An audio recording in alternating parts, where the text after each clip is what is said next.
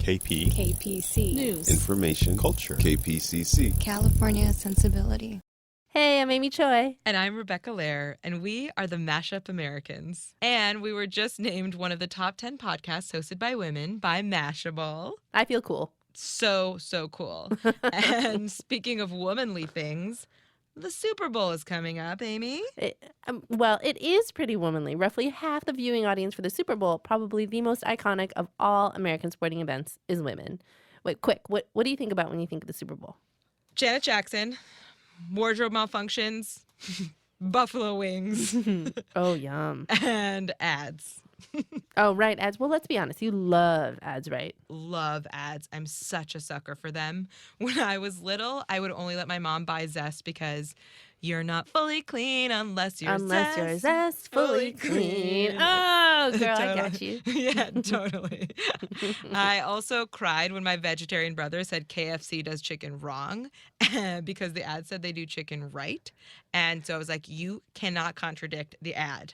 Also, he can't contradict reality because KFC is delicious. That is exactly the truth. I bet I can design a perfect mashup commercial for you. Give me a product. Okay. Airline. Oh, airline. Oh, girl. All right. There'd be a little girl, kind of ambiguously ethnic, but she would have big curly hair, and she'd be like outside, like playing in the grass or something, and daydreaming. She'd see a plane go by, right? And she would smile, and then the camera would pan out into like a crowded airport, definitely outside the U.S. Probably speaking Spanish for sure. Okay, and it'd be like crowded the way that airports outside the U.S. are crowded, just like chaotic, and an abuela would be waiting for her, and the little girl would like burst through the crowd and into her arms, and everybody's so happy.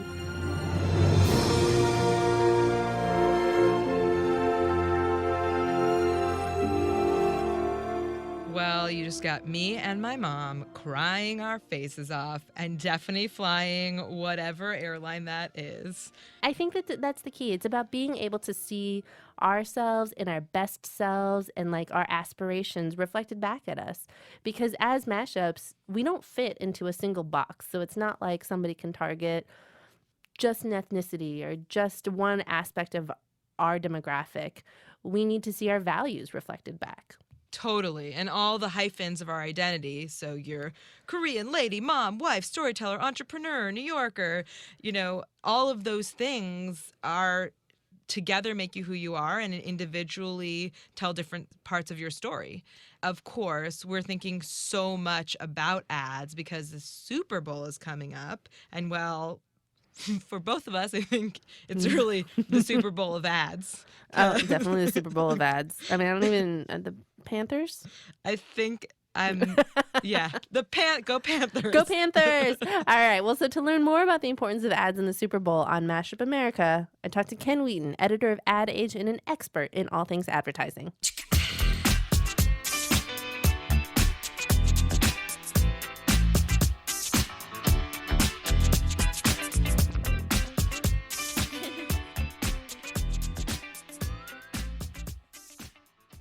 Ken Wheaton, how do you mash up? I would say that despite the last name Wheaton, which despite my dad's claims that it's Irish, it's English, Dad, if you're listening. But we're actually Cajun. I don't know where that English last name snuck into the pile, but growing up, it didn't occur to me, how weird a place I lived in. But when I started going home after college, I'd go to the Zydeco Festival, and you're in a field with 20,000 black guys, and they're wearing cowboy hats and belt buckles and cowboy boots and speaking like this weird French and playing the accordion. It's like, that's kind of a weird part of the country. It's not like that in the rest of the world. Oh, that's amazing. We have parishes. We don't have counties. So why don't we start with an introduction of you? Tell us a little about yourself. I'm Ken Wheaton. I'm the editor of Advertising Age magazine. It is what I'd like to think the leading trade journal in the space, covering advertising, marketing, and media. I've been at Ad Age for 15 years. Part of that time, I was the ad reviewer, so I have, for quite a number of years, reviewed the Super Bowl commercials as if they were miniature movies. Mm-hmm. Well, okay, so let's talk about the Super Bowl and the Super Bowl of ads. So, I mean, just lay the groundwork for me. Are you a football fan? Yes, I am a football fan. I'm from Louisiana. I'm a Saints fan. for better or worse, usually worse, although we did finally win a Super Bowl a few years ago. So football, and we want to make clear this is American football. Yes. Played by enormous men In shoulder pads with helmets and it's concussions. an elongated brown ball. Yes. But I will devotedly watch the Super Bowl because of the ads. Okay. So that's, I think, and I actually think that I'm not in the minority here. You are in the minority. Really? I looked this up. Really? I looked this up. The majority of Super Bowl viewers, and this is survey results, so you never know how accurate they are, but I think it's still something between 50 and 60% still watch the game for the game, not for the ads. Stop it. Yes. I never would have guessed. Well, maybe it's just me and my circle of friends only watching Well, for the it's, ads. and it's that still leaves a pretty significant chunk Right. of because something like 75% of the adult population of America watches this game. So that's still a significant chunk of people who are watching this just for the ads. Right. And the people who are watching it primarily for the game are still watching the ads. Right. And so, okay. And so The halftime is when you go to the bathroom. Halftime. So sorry, Pepsi, but and Left Shark and Katy Perry, but So I looked up some numbers, mm-hmm. not being intuitive in football. There is an organization called TIDES, the Institute for Diversity and Ethics in Sport. They're based in the University of Central Florida, and they put out some great numbers every year about the NFL. So with the NFL, there actually has been a great deal of improvement in terms of diversity within the players, within the hiring practices. 68% of the players are Black, 1% are Asian or Pacific Islander. Maybe that's not so reflective of the general public. 1% are Latino, 1% are other. And when you're looking at the Super Bowl, they do a survey of viewers. Yeah. So Super Bowl viewers roughly reflect the American public. Right. And so you said 75% of American adults are watching the Super Bowl, one reason or another. Yep. I think African Americans and Hispanics have lagged a little bit behind the general population. The last numbers I got, I believe, were 2010, so it's about 12 million African Americans watching, which about 12% of the population. So that evens out. Hispanics were a little bit. They're 16% of the population, but only about 10 to 12 million were watching. But that's inching up. Asian Americans, I couldn't quite get numbers on that. Yeah, me neither. I wonder why that is. I don't know. And young people aren't that into the game. It's mostly adults 18 and over. In talking and looking at the diversity of that audience, how it is, roughly reflective of kind of the American population as a whole. Do you think the Super Bowl advertising speaks to that audience? Does it, historically, has it spoken well to it? I think historically, probably not. But I think one thing to keep in mind is that from marketers on down, they see the Super Bowl as, they are talking to America. So they are seeing it as a majority, still white population. And they're also seeing it as, they're, unlike American Idol, which might have a young viewership, or reality TV, which might have some, put up with more. It's almost like, and I don't want to say 1950s America from necessarily a racial standpoint, but in terms of how far you can push the envelope sometimes. It's like you're going to go for very broad humor that you think can reach the most people, that rightly or wrongly, and that's usually seen as what baby boomers or white baby boomers will laugh at, because they are pretty much the ones in control right now of the industry. What do you see kind of overall trending as far as inclusion, racial diversity, religious diversity being, what are marketers doing this year that maybe is different than they have in the past? Well, I think most of it's going to be the same. It's going to be majority white. There will be inclusion of other people in there, but Bud Light, it's Seth Rogen and Amy Schumer, and it's like, as much as people love them in New York, those are still, you don't get much whiter than that. Right. Even if Patrice was Amy's mentor, it's like, it's still, she's glowing white. Right. But I'm curious as to, how long have you been watching the Super Bowl? I would say I remember watching the football as a kid. I grew up outside of Chicago. So the Super Bowl shuffle. Yes. Walter Payton, The fridge. the fridge, number 72. Yep. Like, that's where my heart really is. I remember at my parents' store, my parents ran a small business in the suburbs, and they had one of those, like, 12-inch black and white TVs with bunny ears. And maybe it wasn't supposed to be black and white, but it often was because the bunny ears didn't Yeah. work. And we would watch football games on Sunday. I would go to work with my dad on Sundays, and we'd watch the Bears. Okay. And I feel like that was like my dad's like real kind of like bringing into American culture. Yeah. Was like he adopted football. He adopted the Bears. Yeah. You know? I've seen that happen. If you can crack American football, you can sort of crack the rest of the culture, I think. So now that watching for Super Bowls, have any ads stood out? Because they were awful, or because they were inclusive, or just because they were? I would say that Volvo ad, the Darth Vader. Volkswagen. Yes. Damn, see? I don't even remember. And I don't know if that was a Super Bowl ad. Yes, it was. It was a Super Bowl ad. But that little kid walking around and the dad in the back and the pressing the button and making the car turn that was on. a brilliant example in sort of manipulation, in that they were among the first to release the ad before the game. They kind of kicked off the trend. They also released the ad that you saw that everybody saw before the game was, I think, a minute or a minute and a half. So you got to see like the full emotional impact, and that the one you watched 100 times. The one in that game was actually only 30 seconds. Right. But what you remember seeing, the Super Bowl ad you remember seeing, was actually much longer. Right. But I mean, I'm sure that I would still be watching that ad if it was an Asian family. You know, if it was an Asian family in the suburbs with like a family sedan, it would have been my family growing up, and that would have been the kind of thing where I would like forward it to all my friends. And people want to see themselves reflected in popular culture, and advertising has always been part of popular culture.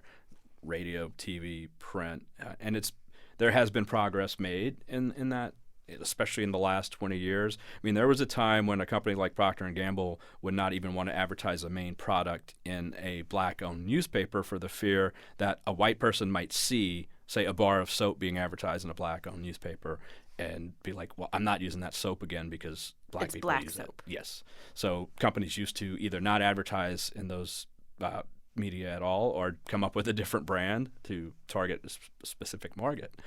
That is both unbelievable and so believable that it's tragic. Yeah, it's sort of crazy. And the flip side is it's not just good for self-esteem or for progress. It's smart business, right, to target as many people as you can and to broaden your market. Mm-hmm. I mean, we're not in a post-racial America by any stretch of the imagination, no matter what people claimed in 2008, right after Right. Obama's election. But we are in an America where you can, in general market advertising, go beyond white people. It does drive me up the wall. I'm from Louisiana, and I don't see it as much with race on Facebook, because I think people, despite what their true feelings are this day and age a little more careful about what they say. Mm-hmm. But I do see it with religion. And despite this country being overwhelmingly Christian, and public schools get Christmas off and all of this, you see that sort of Trump strain of paranoia, and from a man especially who isn't really a Christian by any stretch of the imagination. Right. You see it through Facebook, that these people feel like any half inch you give to like educating kids about Islam or even Judaism, it's like, oh my God, our Christian values are under attack. Right. And it's like, you still run the country, Right. So you can't put the 10 Commandments up on the courthouse square. You still run the country. Right. The Coke ad from 2 years ago, I think it was the same Super Bowl, that Mm-hmm. America's beautiful the minute you throw Spanish in there, because immigration is a hot button, people will start freaking out. I think there's a certain strain of American who was much more freaked out by the Spanish being used in America the Beautiful than seeing Muslims in that ad. Like, Really?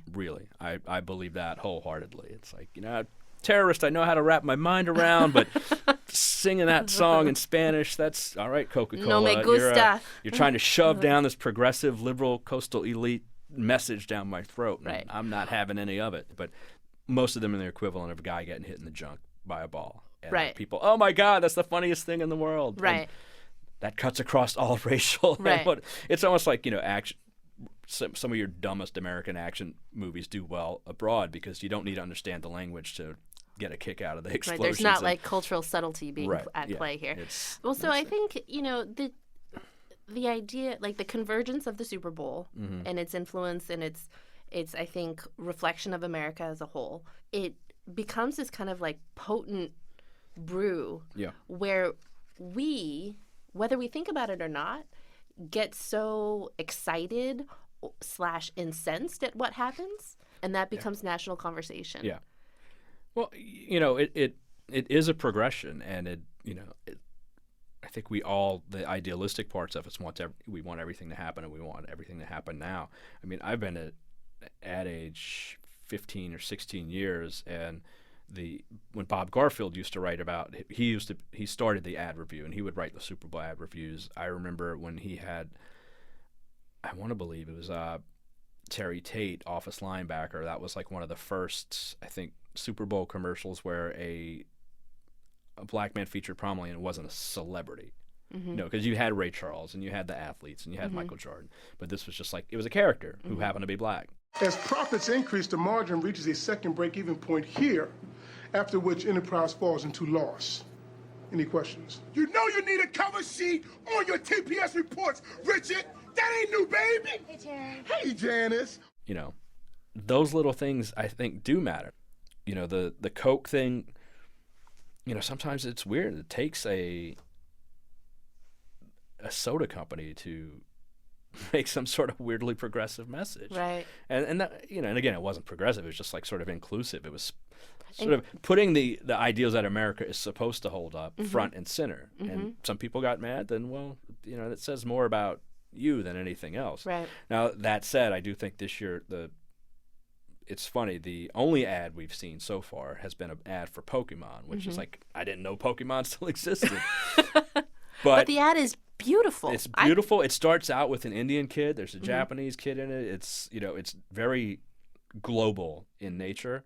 It's not preaching. It's not. It's just like, No, it's it's about Pokemon. little kids getting pumped. Yes. Do you have a favorite ad? I'm Do you like the horses? I like the horses, and here's the problem with the horses.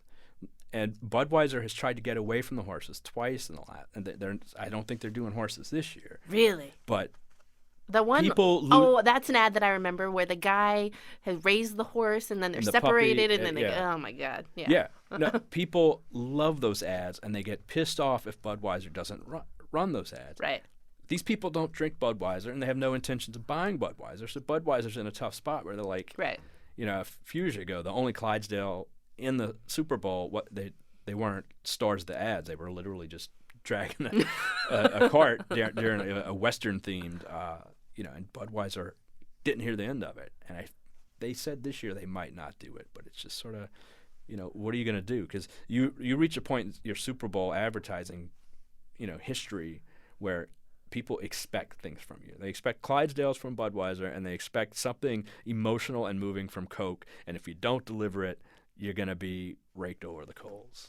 I do remember the worst Super Bowl ad of all time, if you want to talk about race and diversity. Yes. Do you know where I'm going with this one? No. Just for Feet. It was 98 or 99, I believe. And This is already sounding bad. and this featured a gang of safari hunters in a Land Rover, Range Rover, driving across Africa, I am shaking my head vigorously. tracking down a sort of like, I guess, a Kenyan runner or something No. who was running bare feet, and they No. shoot him with a tranquilizer No. and put shoes on his feet. No. Yes. Oh my god. Yeah, you should Google this. I think This was in the Super Bowl? yes, and I think Bob Garfield, the ad reviewer at the time, if you Google it, he's written about it that he actually, and he'd never done this before, he reached out to everyone involved before the game saying, you probably don't want to run this ad. No. And they did it anyway, caused a huge stink. And for I think at one point the company sued the agency, and it was just like. Well, I really hope that there were. You can only find very low-res versions of it now for obvious reasons. No one's out to brag about that one. But well, if Super Bowl 2016, if we make it through without hunting down African runners and tranquilizing them, I'm going to call it a success. That's a pretty low bar. Yeah, well, we're the bar has been set, apparently. Yeah. All right. Well, thank you so much, Ken. I really appreciate it. This was fun. Happy to be here.